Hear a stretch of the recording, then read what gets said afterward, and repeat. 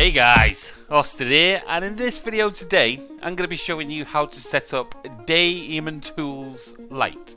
Now please ignore my pronunciation of the name of this. DaemonTools Lite.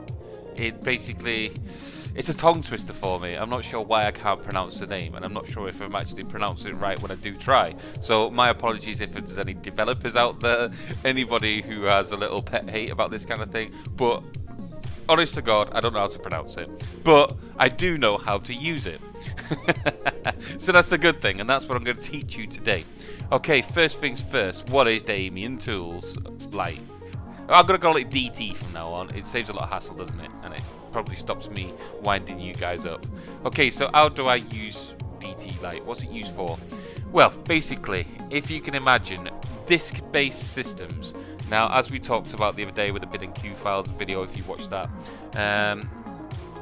a lot of emulators and systems, they require the actual disk for you to run the game.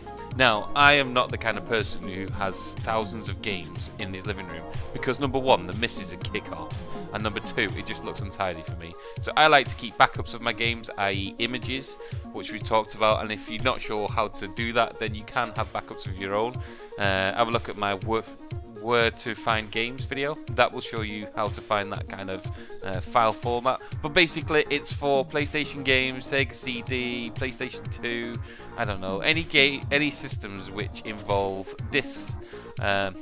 Basically you can make an image of the disc and you can play it with DaemonTools. So what that does is it digitally makes a drive on your computer, and it fools the emulator into thinking that you've got a CD drive or a DVD drive, you've inserted the game or DVD into your computer, and it's reading it from the drive. Where in theory, what it's done is it's mounted the actual image of the disc onto the theoretical drive, and it's pretending to be the drive. So it's a good way of doing things, and it keeps your house tidy. It keeps my missus happy, which is the main thing. So yeah, now we've theoretically confused you all even more. Let's actually get this installed. Okay then, so first things first. In the description below, as always, you will see a link. It'll more than likely be a link to a mega site. Now on that mega site there will be a file or folder, well it'll be a file similar to this one, a 7-zip. Download that, it'll end up either on your desktop, your downloads, or wherever you want it to be downloaded to. Once you've got it, extract it. It's a compressed file, it's been compressed with 7-zip, so I would suggest you use the same program to extract, uncompress, decompress, whatever it is you do. I'm going to extract it just here. Okay, so as you can see, that's extracting. What I'm going to do today is talk you through the process of installing a DT-Lite drive on your computer. I'm then going to talk you through the process of setting your computer up to make it fully compatible so you're not going to get any errors. Also included in the download, I've put a load of extras. It's up to you to if you want to use these, but I thought why not while you're downloading something, gives you a bit of extra stuff. Basically it's a lot of installs that you should have previously on your computer anyway, but just in case you've not, I've put them in there, you know, helping you guys out. So your computer may or may not require them, but they're there for you to have a go anyway. Okay, I'm not going to go into depth on that. We're here to do a DaemonTools Lite. So I'm going to call it again DT-Lite. Right, first things that we need to do then is obviously go into the folder once we've extracted it, and there you will see DT-Lite version 4. Now, there's a caveat to this. DT-Lite version 4 will only work, I've been told, up to Windows version 8.1. So this is this tutorial is good up to Windows 8.1. I've been told that on version Windows 10 that basically people are having problems making certain types of drive. Basically this makes a certain format of drive, an SCSI drive off the top of my head. Basically these are the same kind of drives that your gaming consoles had, so without that type of drive certain systems may not work, or they may cause many bugs. And Windows 10 is throwing up a few walls with DT-Lite. there is new versions of DaemonTools Lite, and I believe they go all the way up to version 10. And some people are saying that they've got it working. However, there's many people saying that they have not. But then it could be user error, it could be actually be bugs, it could be just that someone's lucky, or that someone's just bullshitting at the end of the day. I don't know. I cannot comment myself. I'm a Windows 8.1 user, so I know that all the way up to 8.1, it's good. I cannot confirm anything on Windows 10. However, I have been told by a little friend that basically Windows 10 users can get away with using DaemonTools 6.1. Whether that's been confirmed, I do not know, but I have had it from a reliable source. It's just that I cannot back it up because I've not done it myself. And the problem is that anything over DT4, basically it's a paid product. So I don't want you to go out there buying all these products and them not to work on you. You know, I'm not like that. So yeah, basically this is good if you've got Windows 8.1 or less, but I cannot confirm anything over. My apologies, guys. But anyway, that's that out of the way. Let's actually get stuck in and get this working. Okay, common sense would dictate that I would just double click on here, my computer kick off saying, "You sure you want to do this?" And I would click yes. Now we go through the installation process, and now you really need to concentrate, guys, because this is the bit. It's not complicated, but there's a hell of a lot of software that it tries to install while it's installing DT-Lite, and it's basically malware, advertisements, all that kind of pop-up crap that you don't want. So if you don't want that on your computer, which I presume you wouldn't, please follow this carefully. Okay, next bit. Click on next. Yes, I agree. Now, when you get to this bit, you want to go for the free license. Thank you very much. Click on next. Right, when you are at this bit, the two bits that you need are DaemonTools Lite core files and the SPTD 1.8 already installed. Everything else you can get rid of if you wish. I'm not into all that kind of stuff, so I'm just keeping the top two. Click on next. Right, this is where you need to concentrate. I hate it when they do these on the programs, but basically it's saying if you do the express setup that it's going to install all kinds of crap on your computer. I'm not interested. I want the custom setup, the advanced. I also, again, do not want you to do that, so I'm going to say no, please untick that box.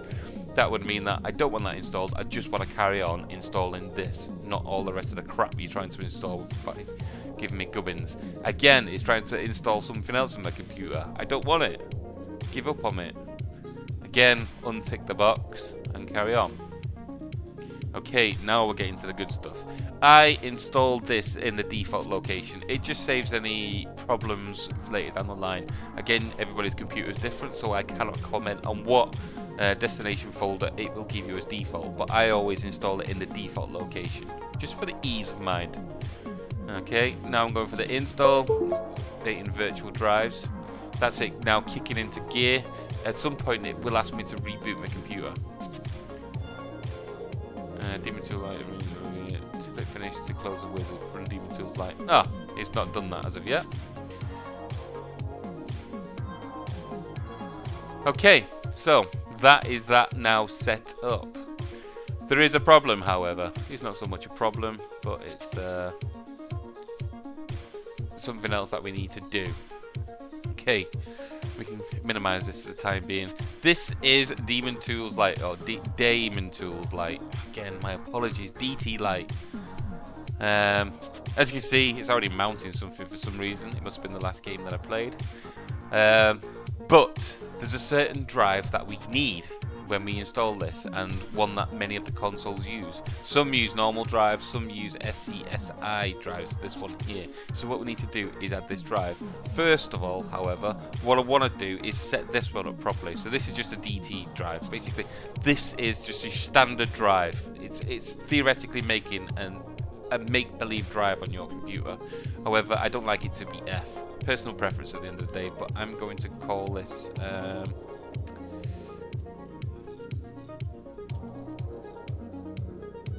I'm going to call this L, if I can get around to it. Device info. Can I change it here? Drive features? No. Available modes? No. How unprofessional of me for not knowing this beforehand. But you're all shouting down the Ah, here we go. Okay, I like this to be the L drive. Something that you do need to notice is when you're setting up emulators later down the line, you will see that the vendor bit and the model, basically, instead of, for some strange reason, some emulators like to point towards a maker rather than a drive letter. So when you're looking for your drive that you want to be mounting on, when you're setting up virtual emulators, they would look for a name rather than a letter. So just take note of the names of the drives rather than the letters. Well, as well as the letters, should I say. Once that's done, click OK. Yes, I do want that to happen. And as we can see, it's now changing the letter to drive L. Now what we need to do, the more important of the two drives, will be the SCSI drives. So when I do this, it'll probably ask me, do I want to restart my computer? Adding virtual device. Takes a while. Apologies. Come on. Jesus wept. Taking forever.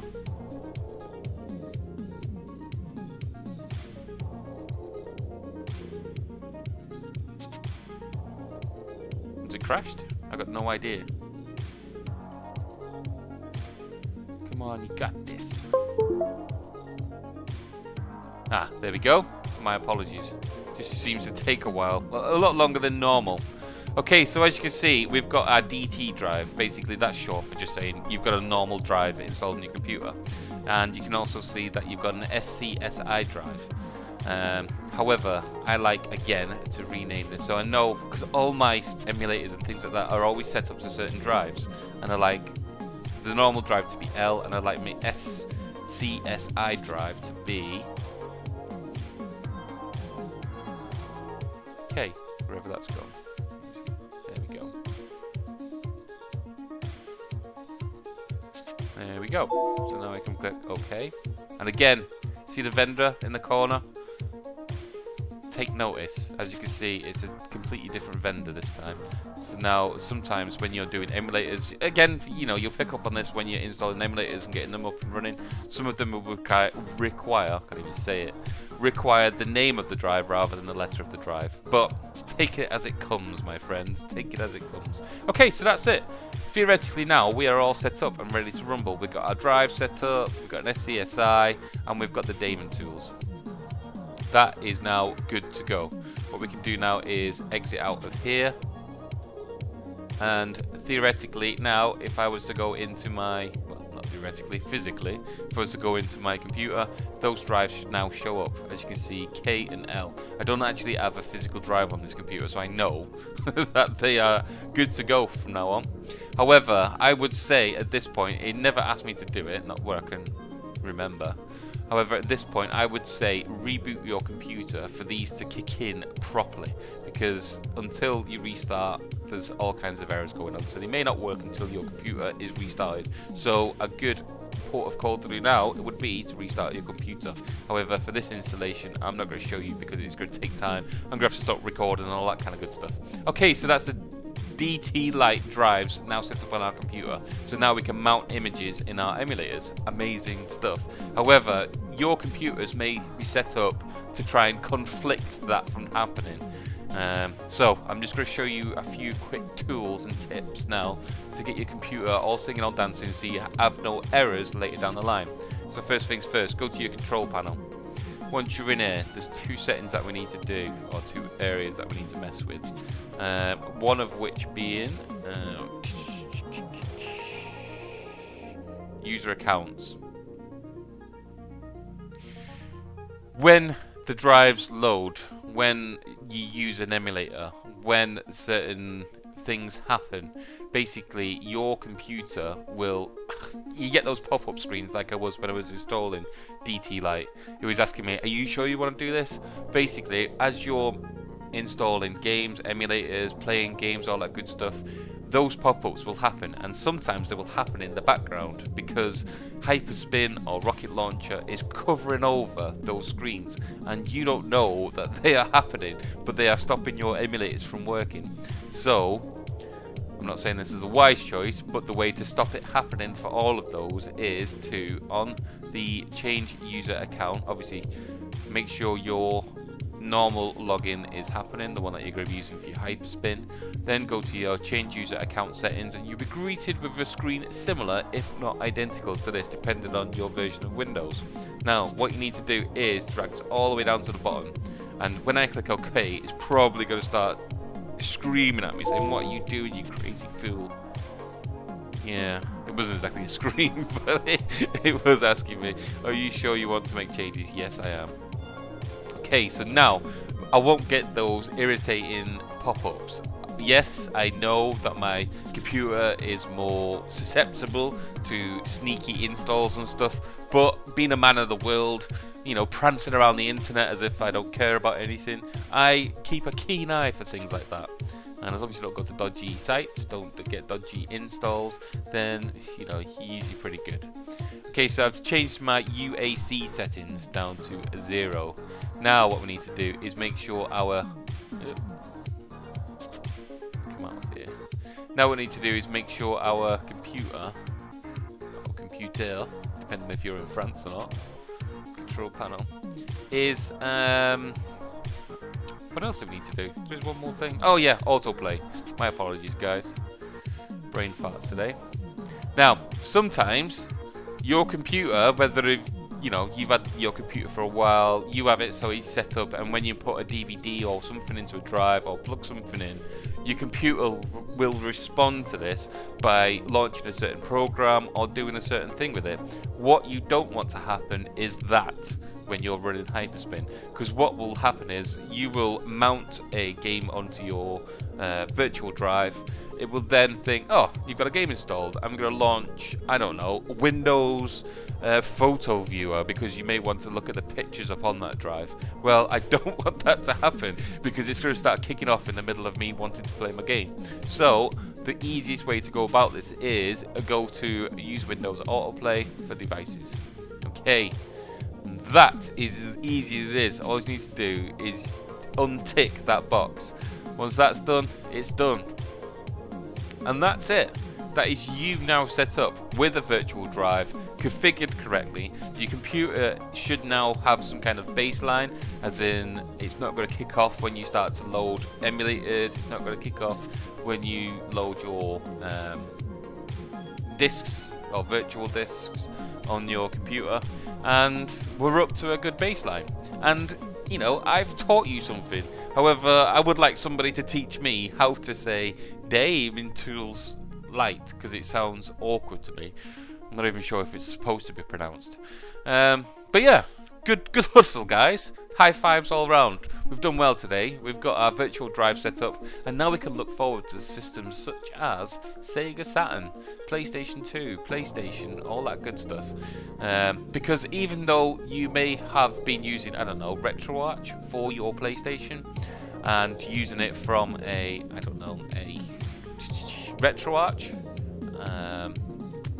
to load straight from the images, because it can do that. What you can now also do is tell it to not only do the same images, not only to do it through RetroArch, but play it from the mounted image. So basically it does it from the actual game file rather than the install files. And certain emulators such as EPXXE, whatever it is, if you load straight from the game files, often they will not play certain music. If you were to mount them first, so basically you put them on your DaemonTools drive, then basically what's going to happen then is it will load those files because it's seeing the image. It's seeing the files on the image and not loading from the image. Sounds confusing, but trust me, it works a lot better. So yeah, that's that, guys. Thank you very much for stopping by. Make sure you subscribe down below. Make sure you share this as much as possible to spread the depth of knowledge that I'm trying to share with you guys throughout the world, because everybody needs to know about this. You know, people in the middle of deserts need to know how to mount this kind of stuff, because at some point they're going to need water, and if they have to mount a drive to get non-thirsty, then let's mount drives for them. Okay guys, it's been a long day. I thank you for stopping by, and I'll leave you there. Laters.